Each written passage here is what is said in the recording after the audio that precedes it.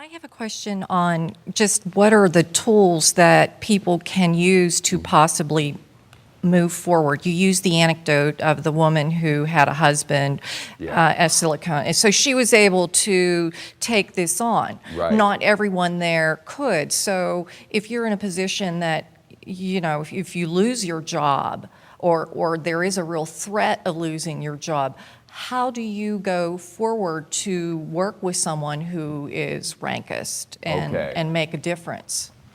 That's the usual situation, that you have someone in your life, a husband, a boss, a doctor, someone who's abusive and indignifying. What do you do about it?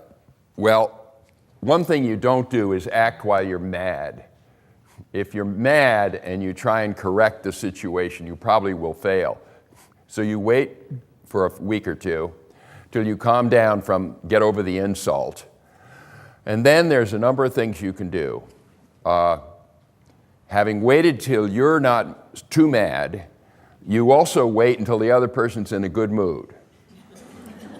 And then you raise it this way. You don't say, 2 weeks ago, you were a rankist. You don't do that. That never works. You say, 2 weeks ago, when this happened, and you remind them of what happened, when that happened, I felt that I couldn't be as effective in this organization for a while after that.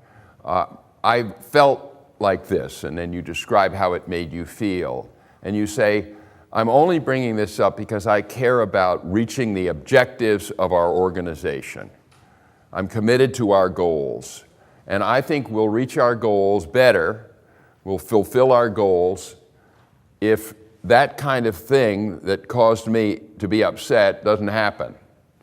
So I'm finding a circuitous way to bring this up without ever blaming the perpetrator, but still letting the perpetrator know that actually his rankism is interfering with him achieving his own goals. Because we're talking about the CEO here, we're talking about the boss of some unit. And that unit's goals are not going to be met as well if you've got a disgruntled or unhappy or actually ill employee.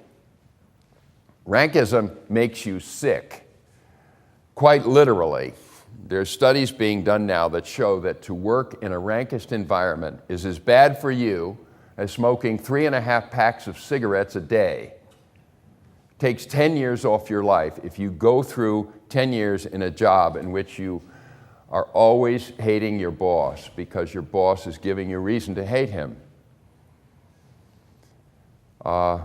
We can work most of these things out once bosses realize that rankism is not a tool they can use it's not an arrow in their quiver. We've taken those arrows called racism and sexism out of their quiver. We're going to take rankism out of it too. And then there's still going to be the boss, but we're going to feel our dignity is secure. Now, there are more things that can be done. On my website, I have 20 things you can do to combat rankism. And it's not the world's perfect list. I invite all of you to come up with answers to that question. That is the question. What do we do? It's just like the question women faced 40 years ago when they were trying to find ways to get men to listen to them about what they began to call sexism.